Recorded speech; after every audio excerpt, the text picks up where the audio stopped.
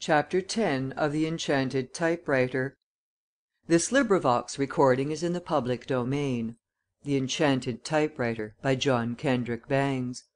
Chapter 10 Golf in Hades.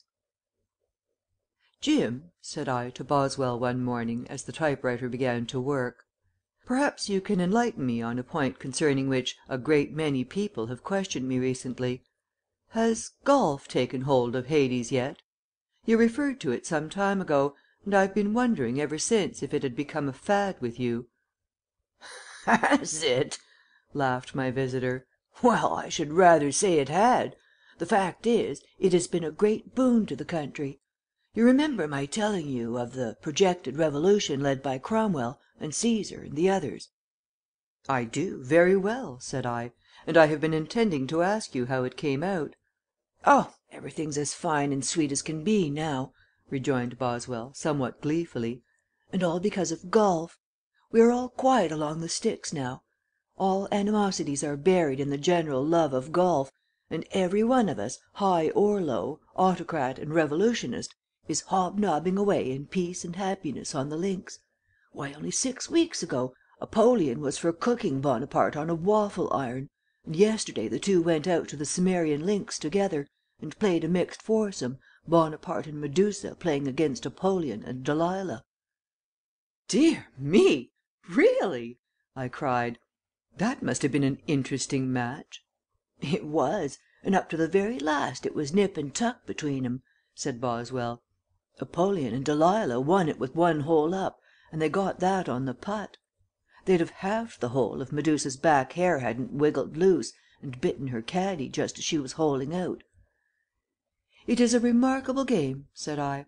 "There is no sensation in the world quite equal to that which comes to a man's soul when he has hit the ball a solid clip and sees it sail off through the air towards the green, whizzing musically along like a very bird."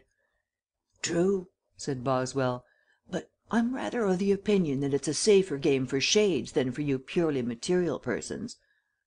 "I don't see why," I answered. "It is easy to understand," returned Boswell. "For instance, with us there is no resistance when by a mischance we come into unexpected contact with the ball. Take the experience of Diogenes and Solomon at the St. Jonah's links, week before last. The Wiseman's handicap was on. Diogenes and Simple Simon were playing just ahead of Solomon and Montaigne. Solomon was driving in great form. For the first time in his life he seemed able to keep his eye on the ball, and the way he sent it flying through the air was a caution. Diogenes and Simple Simon had both had their second stroke, and Solomon drove off. His ball sailed straight ahead like a missile from a catapult, flew in a bee line for Diogenes, struck him at the base of his brain, continued on through, and landed on the edge of the green." "Mercy!" I cried. "Didn't it kill him?" "Of course not," retorted Boswell. "You can't kill a shade. Diogenes didn't know he'd been hit, but if that had happened to one of you material golfers there'd have been a sickening end to that tournament." "There would indeed," said I. "There isn't much fun in being hit by a golf ball. I can testify to that because I have had the experience," and I called to mind the day at St. Peterkin's when I unconsciously stymied with my material self the celebrated Willie McGuffin, the demon driver from the Hootman links, Scotland. McGuffin made his mark that day if he never did before, and I bear the evidence thereof even now, although the incident took place 2 years ago, when I did not know enough to keep out of the way of the player who plays so well that he thinks he has a perpetual right of way everywhere. "What kind of clubs do you Stygians use?" I asked. "Oh, very much the same kind that you chaps do," returned Boswell. "Everybody experiments with new fads, too, just as you do. Old Peter Stuyvesant, for instance, always drives with his wooden leg and never uses anything else unless he gets a lie where he's got to." "His wooden leg?" I roared, with a laugh. "How on earth does he do that?" "He screws the small end of it into a square block shod like a brassey," explained Boswell, "tees up his ball, goes back 10 yards, makes a run at it, and kicks the ball pretty nearly out of sight. He can putt with it, too, like a dream, swinging it sideways." "But he doesn't call that golf, does he?" I cried. "What is it?" demanded Boswell. I should call it football, I said. Not at all, said Boswell. Not a bit of it. He hasn't any foot on that leg, and he has got a golf club head with a shaft to it. There isn't any rule which says that the shaft shall not look like an inverted ninepin, nor do any of the accepted authorities require that the club shall be manipulated by the arms. I admit it's bad form the way he plays, but, as Stuyvesant himself says, he never did travel on his shape. Suppose he gets a cuppy lie? I asked, very much interested at the first news from Hades of the famous old Dutchman. Oh, he does one of two things, said Boswell. He stubs it out with his toe, or goes back and plays two more. Munchausen plays a good game, too. He beat the Colonel 47 straight holes last Wednesday, and all Hades has been talking about it ever since. Who is the Colonel? I asked innocently. Bogey, returned Boswell. Didn't you ever hear of Colonel Bogey? Of course, I replied, but I always supposed Bogey was an imaginary opponent, not a real one. So he is, said Boswell. Then you mean? I mean that Munchausen beat him 47 up, said Boswell. Were there any witnesses? I demanded, for I had little faith in Munchausen's regard for the eternal verities, among which a golf card must be numbered if the game is to survive. Yes, 100, said Boswell. There was only one trouble with them. Here the great biographer laughed. They were all imaginary, like the Colonel. And Munchausen's score? I queried. The same, naturally. But it makes him kingpin in golf circles just the same, because nobody can go back on his logic, said Boswell. Munchausen reasoned it out very logically indeed, and largely, he said, to protect his own reputation.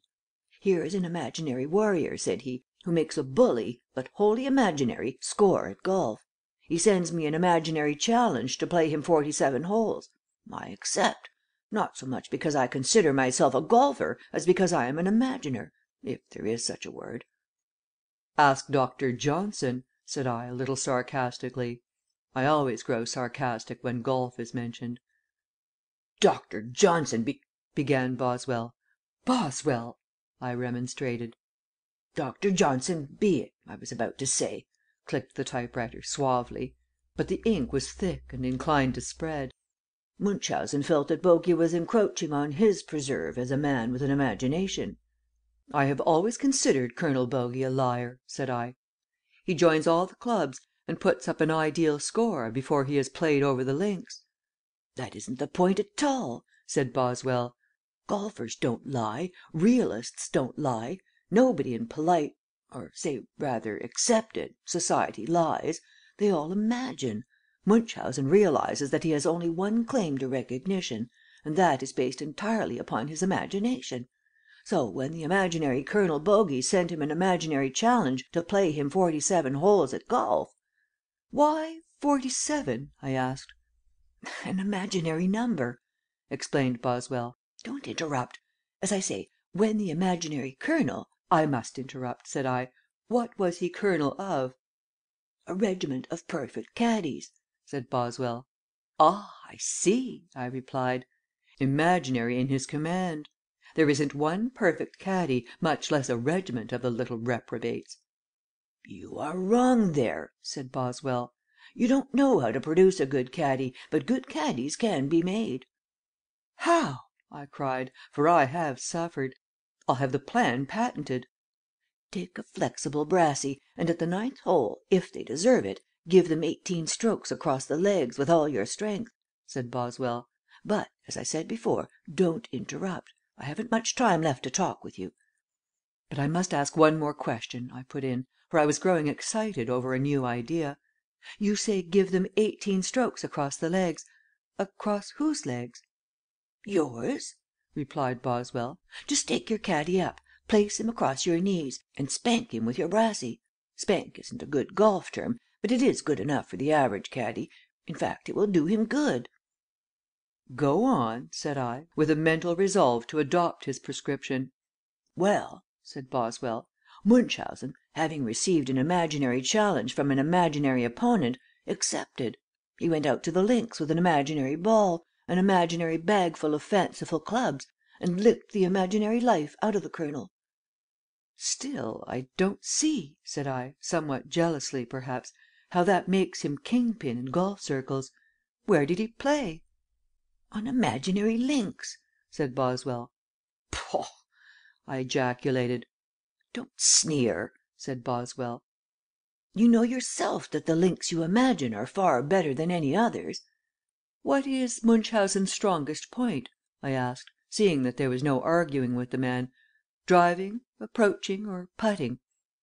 "None of the three. He cannot putt, he foozles every drive, and at approaching he's a consummate ass," said Boswell. "Then what can he do?" I cried. "Count," said Boswell. "Haven't you learnt that yet? You can spend hours learning how to drive, weeks to approach, and months to putt, but if you want to win you must know how to count." I was silent, and for the first time in my life I realized that Munchausen was not so very different from certain golfers I have met in my short day as a golf yak, and then Boswell put in: "You see, it isn't lofting or driving that wins," he continued. "Cups aren't won on putting or approaching. It's the man who puts in the best card who becomes the champion." "I am afraid you are right," I said, sadly, "but I am sorry to find that Hades is as badly off as we mortals in that matter." "Golf, sir," retorted Boswell, sententiously, "is the same everywhere, and that which is dome in our world is directly in line with what is developed in yours." "I'm sorry for Hades," said I. "But to continue about golf, do the ladies play much on your links?" "Well, rather," returned Boswell. "And it's rather amusing to watch them at it, too.